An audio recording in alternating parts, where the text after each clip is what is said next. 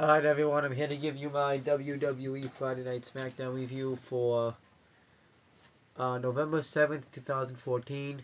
I just got off the air, but before I do that, I found an article on wrestling on the WWE.com. I've known about this for a while. I heard that they were wanting to move SmackDown to Thursdays, um, which used to be the case. SmackDown back in like 2005, and like that's the last time it was on Thursdays. It was on Thursdays in 2005, and then they moved it to Fridays, I think, in 2005, and now they're on Thursdays. And they're gonna start this in 2015. Now I don't know if what's gonna go on with this. I can understand maybe the reasoning behind it, but I think that people go out on Friday night, so they don't really want to watch SmackDown. And they can stay on Thursdays. So that could be the case, but that's not really gonna help the case. I think if SmackDown to get views on SmackDown is to go live. SmackDown is taped, so I could easily just say, hey, I'm going to miss SmackDown, and I've done this a lot lately. I can just look up the spoilers and look up, like, tonight's SmackDown, for example. So I think just changing the day isn't going to help it. You need to go live, because then you can't be spoiled. But I don't think they're going to do that, because SmackDown will probably still be taped on Tuesday, and will come on the Thursday. Maybe I'll check it out on Thursdays, though. But we'll see. And NXT's on Thursdays, too. I like that better than SmackDown, actually. I mean, I still check out NXT. Yeah, I don't really know what's going on with that. But we'll see what happens with SmackDown. To be honest with you, why don't you just get rid of SmackDown? They really don't need SmackDown anymore. The only reason they had SmackDown was they had it for other reasons. In the Attitude Era, they were competing with WCW. And WCW had a show on Friday night, so the WWF at the time did the same thing, and so they were doing that. But then they had the brands and they had separate championships. The WWE Championship would be on Raw, the World Heavyweight Championship would be on SmackDown. But now it's one title; they don't need SmackDown anymore. So why don't you just get rid of SmackDown, keep Raw, and you can do like a different types of shows. But they're not going to do that. But normally I skip SmackDown, and if I skip SmackDown, you usually get a Wrestle Throwback Friday review. But since tonight I did watch SmackDown and I am reviewing it, then you're getting a SmackDown review. And we have Michael Cole, JBL, and Tom Phillips on commentary. I've talked about this before, that Tom Phillips is kind of like the third wheel between Michael Cole and JBL since they've been on commentary since like 2006, so they have that chemistry. But it kicks right off with a steel cage match. It was Golden Stardust defending the WWE Tag Team Championships against Jimmy and Jay, the Usos. And I thought this was a great match. And they did change one thing about this match. I do like it better when it's a Tornado Tag Team match, but when it's not tags in a steel cage match. But I was fine with it this time. This time, the legal man in the match has to get the pinfall or submission, or they have to escape the cage, the legal person, and I think that's awesome. This was a good match. The Usos dominate Golden Stardust throughout much of it, and then Golden Stardust gained control. Goldust uses the cage on one of the Usos throughout much of the time, and then one of the Usos gets the hot tag and goes off on Stardust, and then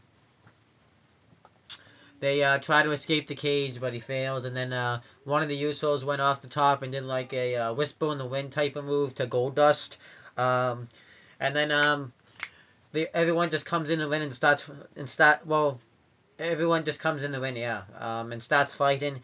And one of the Usos and Goldust are fighting on the top of the cage. No, one of the Usos and Stardust are fighting on top of the cage, and the other Uso and Goldust is fighting on the other side, and that Uso superplexes Goldust off the top turnbuckle, and he sends Stardust flying, and he hits a splash on Goldust, but Stardust was the legal man, so he rolls up that Uso for the win. and I thought it was a good match. And I actually forgot for a second that Stardust was the legal man, so I thought the Usos were actually going to win back the WWE Tag Team Championships for a second there. But I knew they weren't. I knew Gold and Stardust were going to retain, and I don't really know what's going to happen for them. They've been having problem with Diego and Fernando as the Lost Matadors. I said at Survivor Series you do a Fatal 4-Way Tag Team match between The Miz and Damien Mizdow, Gold and Stardust, the Usos, and the Lost Matadors, and I would think I would be fine with that. So then Corporate Kane cuts a promo. Well, actually, first they had shown that recap of the what happened with Randy Orton. We find out that he has a concussion now, but in real life, I heard he's making a movie, and they have a funny Facebook post that if you want to go make a movie and you need someone to take you out, call me, because he did the same thing to Dean Ambrose when he put him through cinder blocks. Why did they put Randy Orton in a movie anyways? The guy just turned face, and they're gonna take him off TV and put him in a movie. It's stupid. But anyhow, Corporate Kane said they just wanted to see where Randy Orton's loyalties lie, and they said if we were able to do that to our own kind, imagine what we can do to Team Cena. And they talk about what they could do to Dolph Ziggler, and he says he's going to have a match with Dolph Ziggler, and since there's a cage hanging above the ring, why not make it a steel cage match? And then he talked about how they're going to have another member join Team Authority, this awesome superstar, and Cesaro comes out and says you couldn't have picked a better superstar than me. I've survived everything you guys have put me through. And Corporate Kane says we weren't talking about you. We were talking about someone else who you can face right now, and it's Ryback. And they had a match, and they actually had a pretty good match. At first, it was like typical Ryback stuff, where Cesaro was dominating him, and then Ryback made a comeback. But one thing I liked is when Ryback went for the shell shock, Cesaro countered it, because I wasn't expecting Cesaro to counter it. And he went off the top ropes and did an elbow, and Ryback kicked out. And Ryback tried to suplex Cesaro, and Cesaro was using his and was kneeing him in the face. And eventually, Ryback caught his knee and hit a shell shock on him for the win.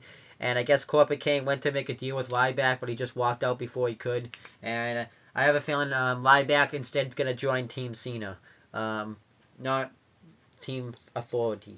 So we'll see what happens. But I would be fine with. What's the next thing that happens? Oh, this was dumb. We got R-Truth versus Adam Rose. And they had an angle now last week where R-Truth thinks that the Bunny's outshining Adam Rose. And they're having a match. It's like typical comedy match. They're all dancing. Adam Rose, they're just doing comedy stuff, and the Bunny's having fun. And then Adam Rose gets distracted, so R-Truth rolls him up for the win. And then it gets like weird. I think Adam Rose gets pissed at the Bunny, so he pushes it. He like goes into like a heelish mode, but then afterwards he goes back to the normal Adam Rose. I don't really know what this was about. But then he looks at the Bunny, he's all pissed again. And then he gets back to party mode, and he's like, okay, come on. So I don't know what this is going here. I really don't. I couldn't even tell you. I don't know if they're planning on turning Adam Rose heel, but I could care less. I mean, maybe he could be better as a heel, but it's just what they did here I just didn't care about.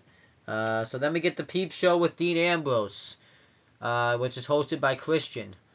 At first I didn't like it. He was just kind of promoting Haven, talking about how everything's going chaos in WWE, just like in my second episode of Haven. And he got booed, I think, for that. Because he said it like very heelish. And then Dean Ambrose just came out, and Christian says, the last time I've seen you, you were with the Shield and no one liked you, and neither did I. Dean Ambrose says that he's fine with that. He's fine with not being very well liked. And then he talked about how his boy stabbed him in the back. And Dean Ambrose says that he loves this. He loves getting up, coughing up, spitting blood. He likes pretty much getting his ass kicked. And he enjoys every second of it. That's the type of mentality he is. And he talks about how Bray Wyatt picks on the weak brains. But he says that his brain is a very dangerous place. And then Bray Wyatt comes out. And he has the same entrance. The only thing that's different about him, really, is he doesn't come out with Luke Harper and Eric Rowan. and his video thing's different. It was before was the goat face, no, the Sheets mask, but now it's just him. Um, and I wonder how they get the walking chair. I wonder if he has to pull the walking chair out himself now, because in the game it show. Well, I think in real life it's actually there, but in the game, it would show Harper and Rowan dragging the walking chair, and I thought that was a nice touch. Anyhow, but Bray Wyatt says that Dean Ambrose is kind of like helpless. He's all on his own. No one's there to really help him, and he can help Dean Ambrose like he helps Luke Harper and Eric Rowan. And he offered the same help to Daniel Bryan, but he didn't. But he refused, and now he's nowhere to be found, which I thought was a nice line because Daniel Bryan in real life's injured. And he brings up Dean Ambrose's because he talked about too how he was with the Shield, but they betrayed him just like his own father did. And he says, "Does your father ever write you in prison?"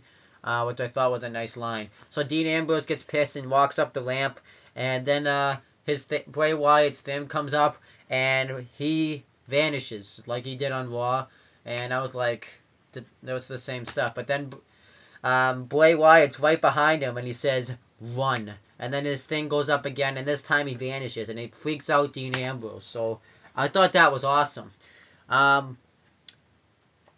I don't want to see any of them wrestle yet. I'd rather see them do join Team Authority and Team Cena. And save the one-on-one match for the Royal Rumble. Because I think that would be awesome. And Xavier Woods sins again. The only reason I wrote this down is I think is because I forgot to mention. I think Xavier Woods is definitely going to be a face, just because of the way he looks. It'd be awesome if he was a heel, but this is just kind of a face gimmick. Then AJ Lee gets interviewed, and she talks about how Nikki Bella pretty much forced Brie Bella to slap her, and Brie Bella comes up and apologizes, and AJ Lee accepts. She says, "I know you're being forced to do this. You're not in a good spot right now." And then Nikki Bella ambushes her from behind. It was all a trap. Nikki Bella forced her to do this, and she says, "Next time, be a little bit more sincere." I don't even like this. The storyline's just kind of there. And then we got Natalya versus Summer Rae with Layla, and Tyson Kidd was on commentary for this match. He pretty much doesn't even pay attention to the match. He gloats how he beat Sheamus on Raw. And what happens is he was gloating to Summer Rae and Layla backstage, and Natalya got mad at him because I guess he thinks that he's cheating on her somehow. And he's like, "You left your phone," and he's like, "I texted you 6 times and you never answered." He's like, "I left my phone over there." And then Tyson Kidd just keeps talking about himself. It's all about Tyson Kidd. And Michael Cole's like, "Hey, why don't you be supportive to your wife?" And he's like, "Okay, I will." So then he leaves commentary, and Natalya's about to put on the sharpshooter on Summer Rae and get the win. But Tyson Kidd's like, "Do it, do it." So this distracts Natalya, and Summer Rae rolls her up for the win. And yeah, it's more dissension between Tyson Kidd and Natalya. Could care less. So then Dolph Ziggler gets interviewed. And he talks about how he doesn't care what happens to him. He just wants the authority out of power. He doesn't care what obstacles he has to overcome, pretty much. And then Triple H comes up and says that you could have joined us, but now we have to put you down because did you see what we did? Because we did to our own kind. And he even mentions, where is Randy Orton? Where is John Cena? They're not here to save you. Who is here to save you tonight? And yeah, I thought that was good stuff. And then the soldiers come out. And there was a big shoulder shocks kind of thing. It was hyping up how they have this new tool now that they can use for handicapped people to walk. And they have this guy, Dan, test it out. I was fine with this segment because it was, I guess, emotional. But the only problem I had with it is got a little disappointed because I thought Rusev was going to come out doing this. Because it was all about American soldiers. And Rusev's Russian. And I thought he was coming out, but I guess he didn't. We find out, though, that he gets the injury by, like, a bomb or something. I don't know. I was just waiting for Rusev, so I just didn't pay much attention to the segment. Once I heard American, I thought Rusev was coming out, but that didn't happen. I mean, it wasn't a waste of time, but it wasn't a good use. I mean, it's like, I just really wanted Rusev. And then Sheamus, they could have, that would have been awesome if Rusev had come out. but the fans were crying. One of the fans looked like that they were crying a little bit too much. But then we get the main event, Dolph Ziggler versus Corporate Kane in a steel cage match. And this was a pretty good match. Well, actually, it was a pretty good match. It wasn't a really good match. Dolph Ziggler's kind of being the underdog. He tries to escape a bunch of times. He does the face buster. And Kane dominates him, hits big boots. And then eventually he hits a choke slam on Dolph. And he's going to put him away with the tombstone. And he sets him up for, like, Dolph counters it into a zigzag. And Kane kicks out of it, which I was surprised about. And then he tries to escape. And Kane stops him. And during the match, Kane had exposed the turnbuckle. And Kane charges into it, and Ziggler uses Kane to goes over Kane to get up over the top, and then Kane opens the steel cage door, so Dolph Ziggler gets trapped on the door, and Kane big boots him, and then he tries to get out, but Ziggler uses the door to keep Kane in, and he wins. Ziggler won, and I wasn't really surprised. I figured Ziggler was gonna win. Corporate Kane's nothing, and that was the end of the show. I thought this was a decent show, because I liked the tag team title steel cage match. I liked the main event steel cage match, and you got 2 steel cage matches on a show. How often have you seen that? And I liked the Dean Ambrose Bray Wyatt segments. What else did I like? Cesaro versus Ryback. So I thought this was a good show. Like I said, though, don't expect SmackDown reviews all the time. Expect them sometimes. But I'll be back to do another video tomorrow. I don't know when.